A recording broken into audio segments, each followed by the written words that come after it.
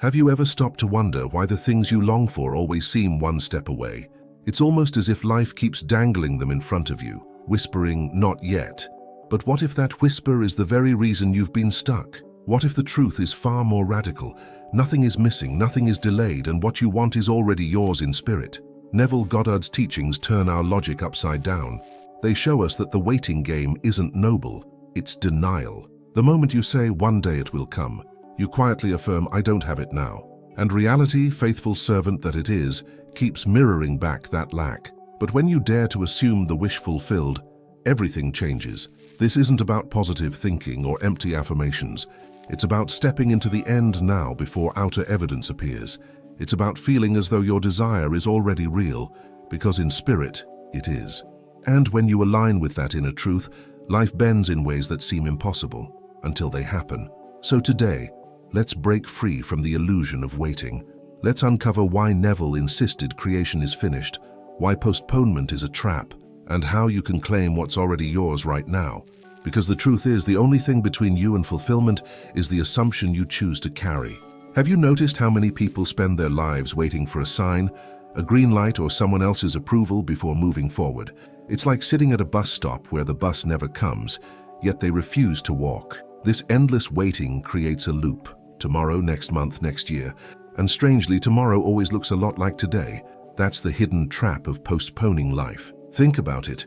How many times have you heard someone say, "When I get that promotion, then I'll finally be happy," or "When I have enough money, I'll start living"?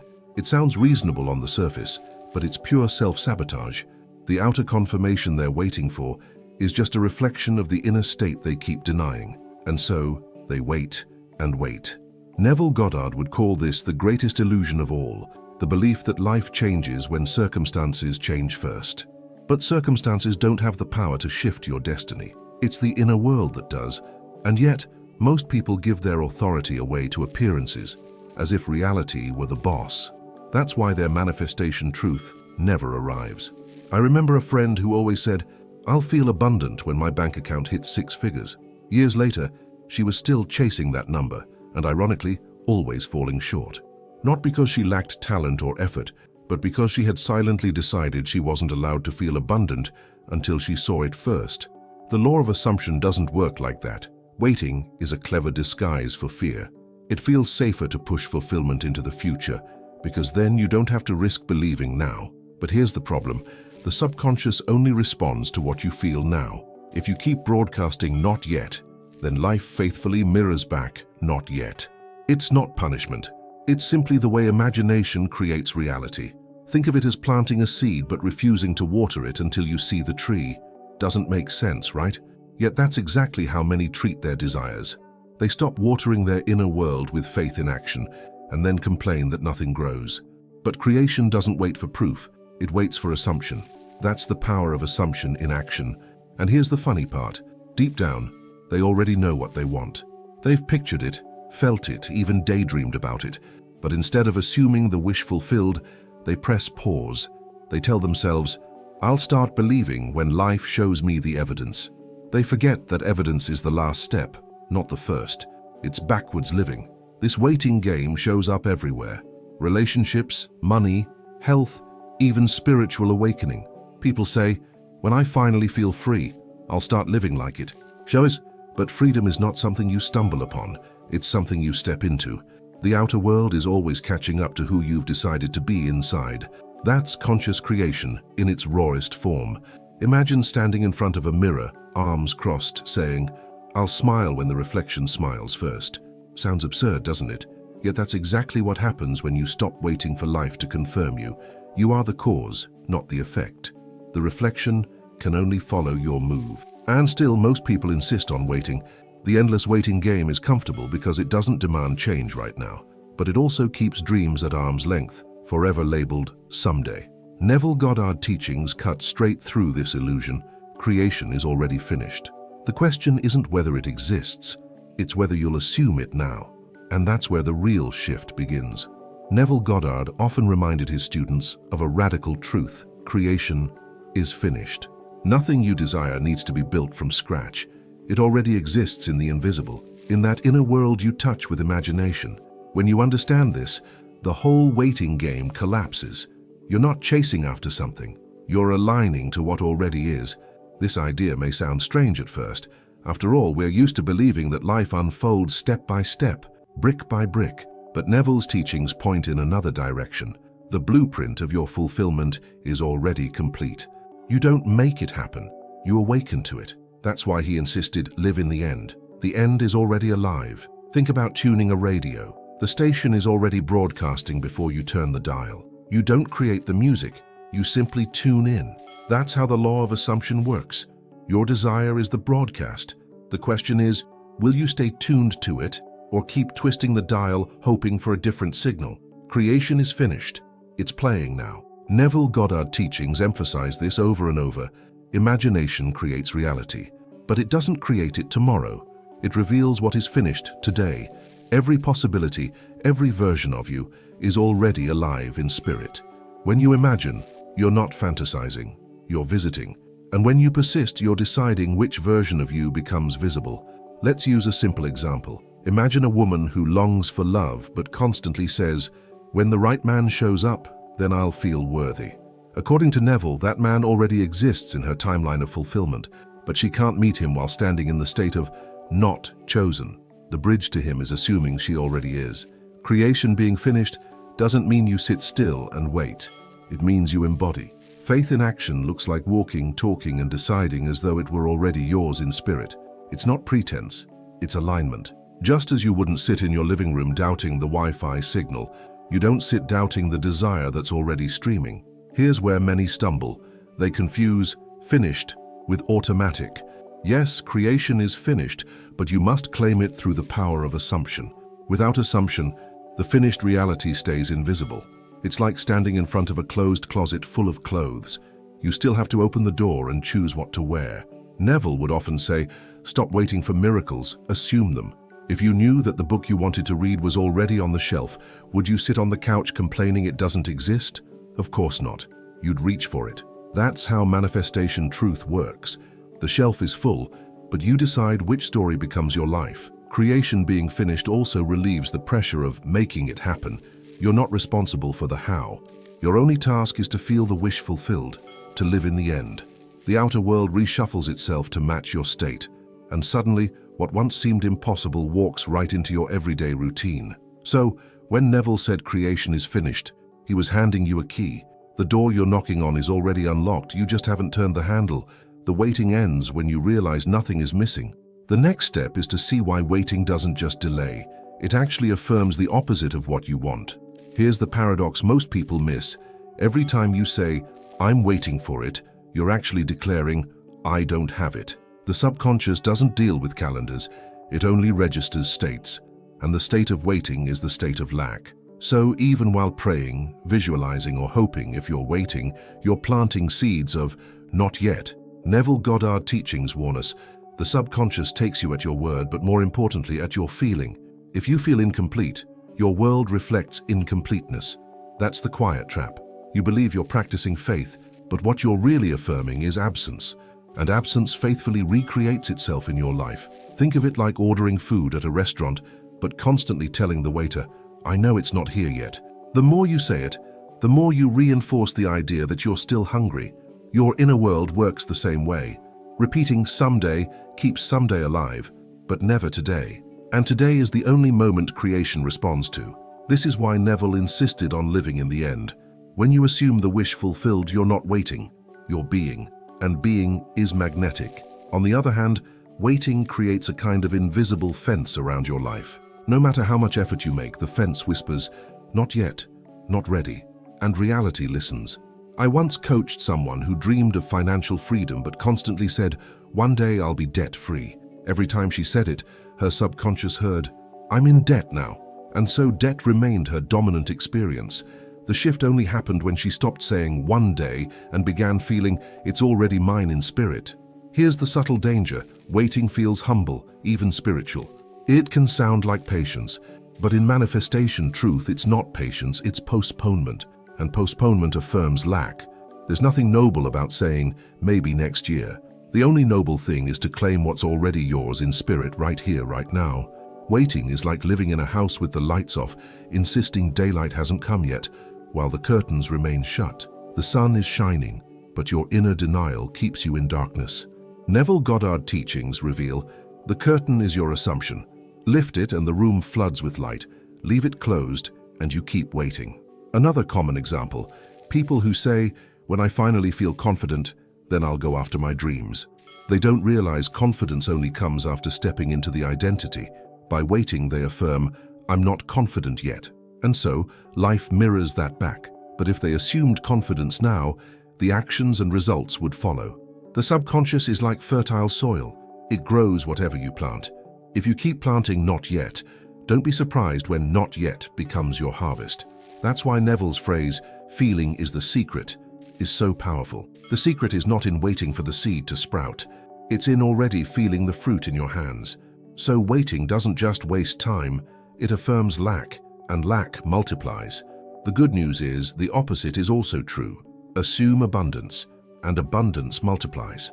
This is where the shift happens, recognizing that spirit holds it now. And once you see that, you'll never again confuse waiting with faith. The moment a desire is born in you, it already exists in spirit. That's Neville Goddard's bold reminder. You're not asking life to create something new. You're aligning with what's already alive in the unseen. The inner world is the warehouse of every possibility.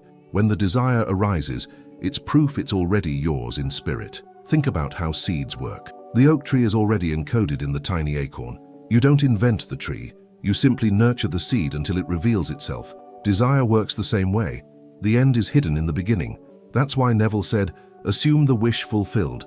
Spirit holds the tree, even if you only see the seed. Here's the shift. When you desire, you're not empty. You're connected. The longing itself is evidence of possession in spirit. It's like remembering a dream you already lived. Faint, but real. The more you lean into it, the clearer it gets.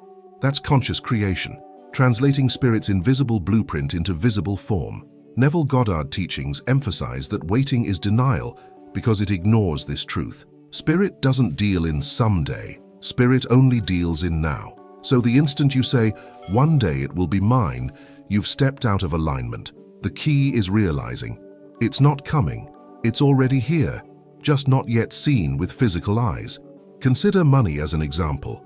When you imagine financial freedom, that state exists in spirit right now. Spirit doesn't need inflation charts, salaries, or opportunities. It already contains the version of you living abundantly. The law of assumption asks, will you step into that version now, or keep feeding the illusion of absence? I once heard someone say, but if it exists in spirit, why don't I see it? That's like asking why the radio music doesn't play until you tune in. The music is real, it's alive, it's broadcasting, but your dial must match the frequency. Spirit holds it now, but your assumption is the tuner. Without it, silence remains. When you realize this, faith in action becomes natural. You no longer beg or plead, you align. You walk into the room as though the gift is already on the table because in spirit, it is. This dissolves anxiety. Gratitude flows easily because you're not waiting, you're receiving. And receiving changes everything about how you carry yourself. Notice how children live this truth naturally. A child imagines a superhero costume and already walks around as if it's real. No hesitation. In their world, spirit holds it now, and imagination makes it tangible. That's why Jesus said, become like little children. They don't wait, they embody. Adults complicate what's simple. This principle also explains synchronicities. When you align inwardly, spirit starts arranging outer details with eerie precision. It feels magical, but it's just law. You assumed it. Spirit already had it, and the bridge of incidents forms. Suddenly, chance meetings, random emails, or unexpected checks show up, but they were never random. So if spirit holds it now, the only question is, will you trust the unseen enough to assume it? Neville's reminder is clear. Stop waiting. The wish is already fulfilled in essence. The outer world is simply catching up. But the danger is if you postpone alignment, you also postpone fulfillment. Postponement feels harmless, even wise. People say, it's not the right time, or one day I'll be ready.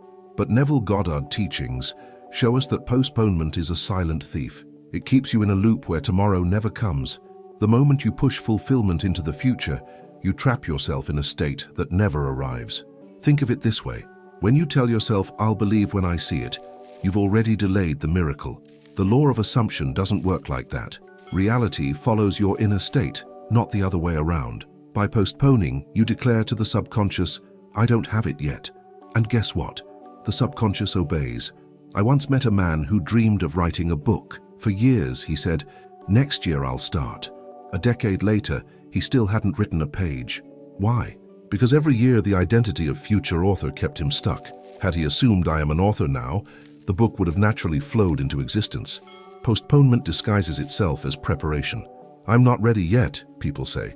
But readiness doesn't come before action. It comes from action. Neville would call this faith in action. When you live in the end, the outer details adjust themselves. If you wait until you feel ready, you'll wait forever. Spirit doesn't reward hesitation. Money is another classic example. Many say, "I'll feel secure when I save enough." But that day never arrives because the state of insecurity keeps expanding. They postpone peace until numbers change. Yet if they assumed security now, already yours in spirit, the numbers would eventually match that state. Postponement keeps them chasing shadows. The danger is subtle. Postponement looks like hope. It sounds positive, even spiritual. But Neville Goddard teachings reveal that hope tied to someday is just another form of doubt. True hope lives in the present. It says, "It's mine now." Anything else is a polite way of saying, "I don't believe yet." It's like standing at a train station telling yourself, "I'll board when the perfect train arrives." Meanwhile, trains keep coming and going, but you never step on. Life doesn't reward hesitation, it rewards assumption. Postponement leaves you stranded, watching opportunities pass, while convincing yourself you're being wise. Relationships suffer from this too. Someone says, "When I heal completely, then I'll allow love." But healing is often the fruit of love, not the prerequisite. By postponing, they affirm, "I'm not lovable yet." And life echoes that back. Assume love now, already yours in spirit, and the outer world bends to that assumption. Here's the harsh truth. Postponement is procrastination dressed in spiritual clothing. It lets you feel safe while secretly affirming lack. Neville warned about this because the state you occupy is all that matters. If you live in "not yet," your world will endlessly confirm "not yet." That's the real danger. So the choice is simple. Keep pushing your fulfillment into the horizon or claim it now. Spirit doesn't delay. It holds it now. The question is whether you'll step into that truth. And to step in, you must understand the real bridge between spirit and form. Feeling is the secret. Neville Goddard was crystal clear. Feeling is the secret. Why? Because feeling is the bridge that carries what is already yours in spirit into physical form. Without feeling, imagination remains abstract. With feeling, it becomes alive, magnetic, undeniable. The subconscious doesn't respond to words. It responds to the vibration of your emotional state. Think of it like electricity. You can wire a house with the most perfect design, but until the current flows, nothing lights up. Imagination is the wiring. Feeling is the current. When you feel the wish fulfilled, you flip the switch. Suddenly, what looked like darkness becomes illuminated. That's manifestation truth at work. Here's the key. You don't wait to feel after it happens. You feel now. If you want financial freedom, you don't wait until the bank balance changes. You close your eyes, breathe deeply, and let the relief, the security, the calm wash over you now. That inner state is the only signal the subconscious understands. Neville Goddard teachings show us that inner emotion is the creative act. Many repeat affirmations like robots, but without feeling, they're just empty noise. The law of assumption demands depth, not mechanics. It's not about saying "I'm abundant" 100 times. It's about letting abundance sink so deeply into you that you can taste it. Imagine walking into your home and smelling fresh bread in the oven. Instantly, you know it's real, even before you see it. That sensory certainty is what feeling provides. You don't analyze it. You experience it. When you assume the wish fulfilled with feeling, your subconscious receives the same certainty. And certainty creates manifestation. A man once told Neville, "I imagine wealth, but nothing changes." Neville asked, "Did you feel it?" The man admitted he hadn't. That was the missing link. The subconscious accepts only what's felt as true. It doesn't argue. It doesn't reason. It simply mirrors. So if you want a new life, you must feel it first. Feeling also dissolves the waiting game. The moment you feel gratitude for what's already yours in spirit, the sense of lack evaporates. Gratitude is powerful, because it assumes possession now. You don't thank someone for a gift you haven't received. You thank them because it's yours.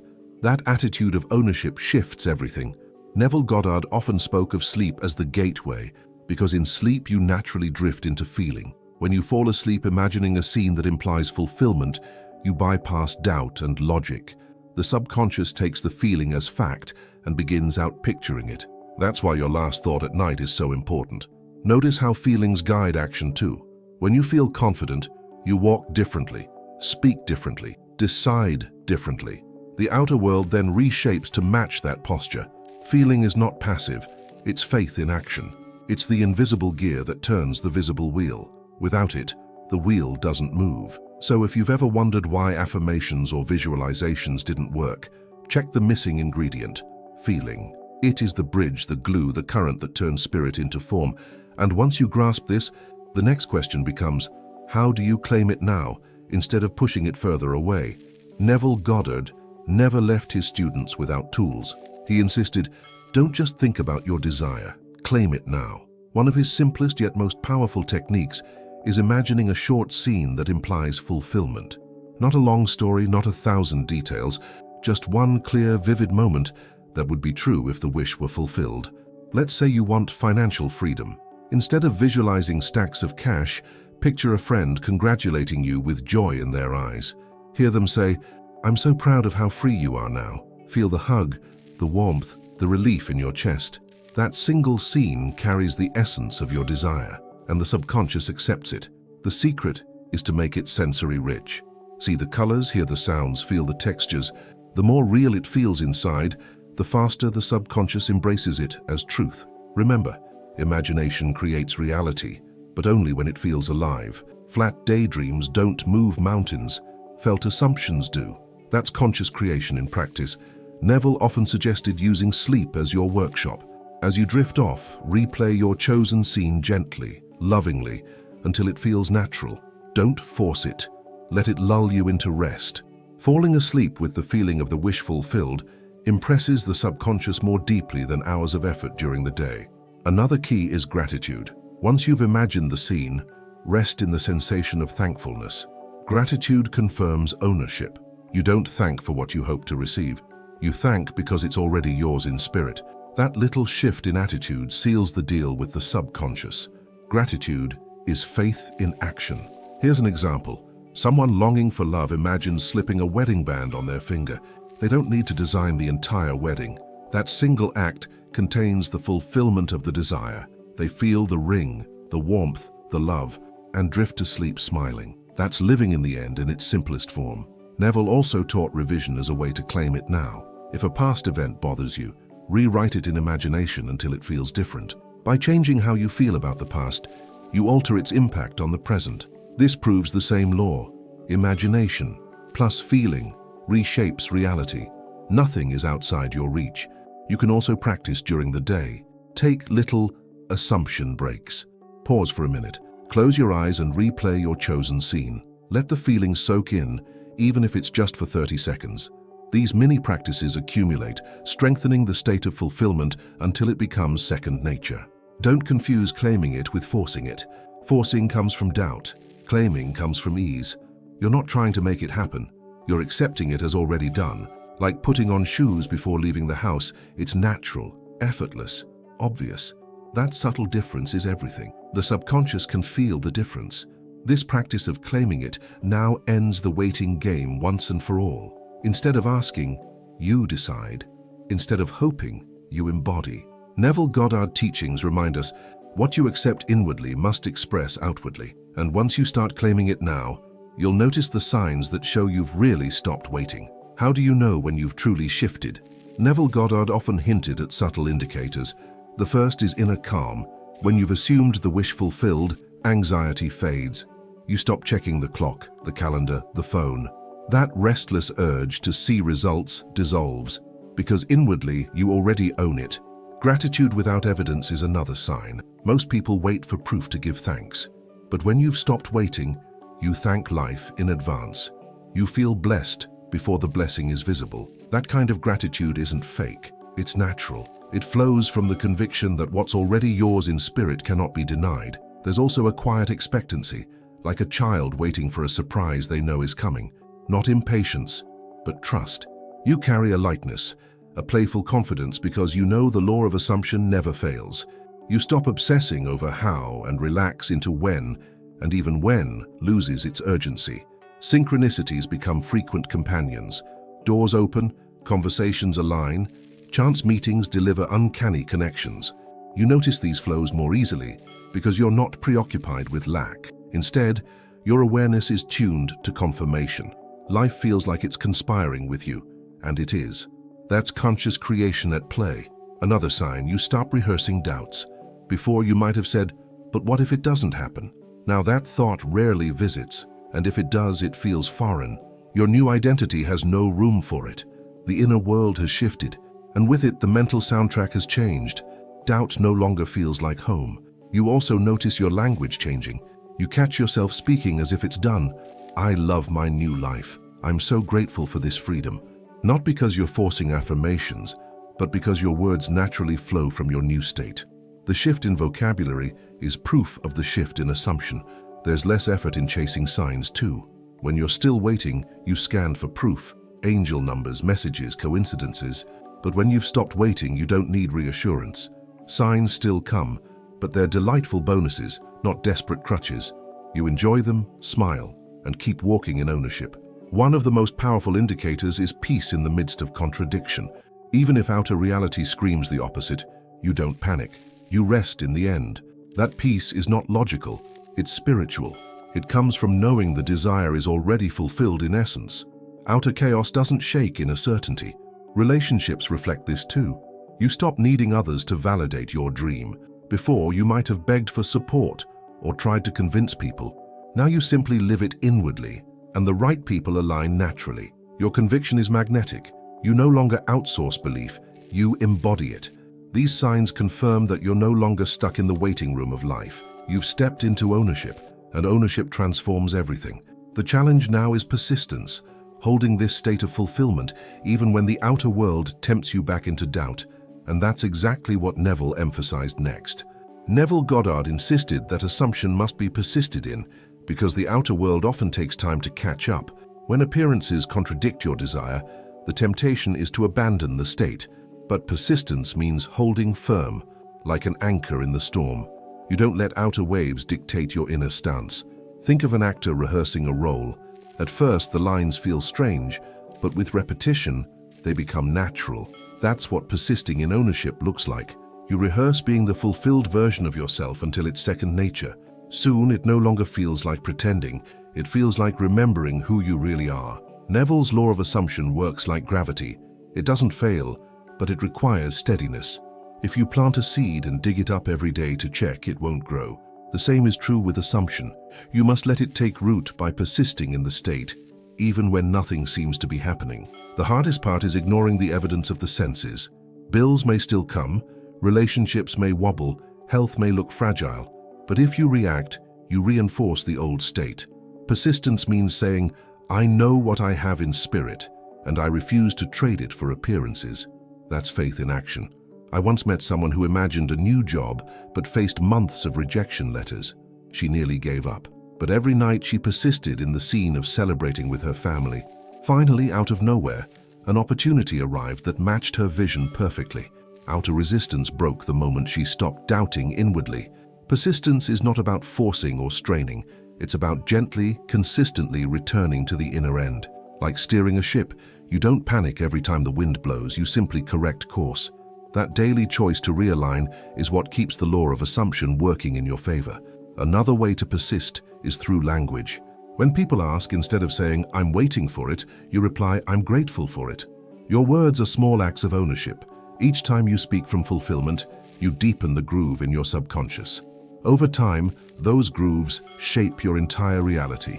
Neville Goddard teachings remind us, reality is just a shadow of your inner state. Shadows don't change instantly, but they must eventually conform. The outer world has no choice. That's why persistence matters. If you hold the inner picture long enough, the shadow must bend to it, its law. Persisting also means not giving power to time. Time is the biggest trickster. It whispers, if it hasn't happened yet, maybe it never will. But Neville said, "Time is irrelevant. Creation is finished. Your task is not to measure the clock, but to live in the end. Time bends to assumption, not the other way around. So persistence is the art of standing tall when everything outside tempts you to shrink. It's choosing to keep the crown on your head, even when the world calls you a dreamer. And when you do, life eventually bows to your inner decree." Which brings us to Neville's most liberating reminder. Stop waiting. The empowering truth is... Neville Goddard's voice cuts through all the noise with one liberating truth. Stop waiting. What you desire already exists in spirit, right now. You're not a beggar hoping for crumbs. You're the creator choosing which feast to sit at. The outer world is only a delayed echo of what you've already claimed inwardly. This truth is empowering because it dismantles excuses. No more someday, no more when things align. The law of assumption reveals that things align only after you decide. Your faith in action flips the script. Instead of waiting for confirmation, you generate it from within. Ownership comes before evidence, never after. Imagine how life changes when you stop asking, "Will it happen?" and start declaring, "It's already mine." That simple shift moves you from powerlessness to power. It doesn't matter if appearances scream the opposite. The manifestation truth is this: spirit holds it now, and feeling bridges it into form. This is why Neville insisted on living in the end. The end is not a distant dream, it's a present choice. When you assume the wish fulfilled, you step into alignment with the unseen reality that's been waiting for you. And reality has no choice but to conform. That's how imagination creates reality. The empowering truth also dissolves fear. Fear thrives in uncertainty, but assumption removes uncertainty. If you already have it in spirit, what is there to fear? You stop negotiating with doubt. Instead, you rest in calm expectancy, knowing the outer world is just rearranging itself to match your inner decree. Think of a movie set. The script is written, the ending is fixed. The actors may still be playing out their roles, but the final scene is already decided. That's how creation works. Your task isn't to rewrite the script, it's to choose which script you're starring in and persist in it until the credits roll. Neville Goddard teachings remind us, conscious creation is not effort, it's awareness. You're not trying to push reality. You're stepping into the version of you that already exists. The heavy lifting isn't in the outer world, it's in assumption. And once you assume, the rest unfolds naturally. The beauty of this truth is its universality. Whether it's money, love, health, or purpose, the principle is the same. Spirit holds it now. Waiting affirms lack. Feeling is the secret. Assumption bridges the unseen into the seen, and persistence ensures it manifests. The formula never changes, only your willingness does. So the real question becomes, will you stop waiting and assume it now? That choice is always in your hands. You don't need permission. You don't need proof. You don't even need the perfect conditions. You only need courage to embody what's already yours in spirit. That's the empowerment Neville was pointing to. The empowering truth is this: you already are the person you've been waiting to become. Stop postponing. Stop doubting. Stop waiting. Live in the end. Assume the wish fulfilled, and watch the mirror of life bend to your inner stance. This is the heart of Neville Goddard's teachings and the gateway to freedom. So here's the question only you can answer. How much longer will you keep waiting for what's already yours? How many more days will you postpone living as the version of yourself that already exists in spirit? The moment you assume ownership, life has no choice but to mirror it. Stop outsourcing your power to the future. Stop telling yourself, someday. Ask yourself right now, what would it feel like if it were already done? Can you walk with that feeling today, even before the evidence shows up? That's the bridge between the unseen and the seen. Neville Goddard's teachings aren't theory. They're an invitation to live differently, to stop waiting, to live in the end, to finally recognize that imagination creates reality and that your inner world is the only cause. And once you embrace that, the outer world becomes your obedient shadow. So I'll leave you with this. Will you keep waiting, or will you assume it now? The choice is yours. If this message spoke to you, make sure to subscribe and turn on notifications, because here we go deeper into the truths that awaken your power of assumption and transform your life.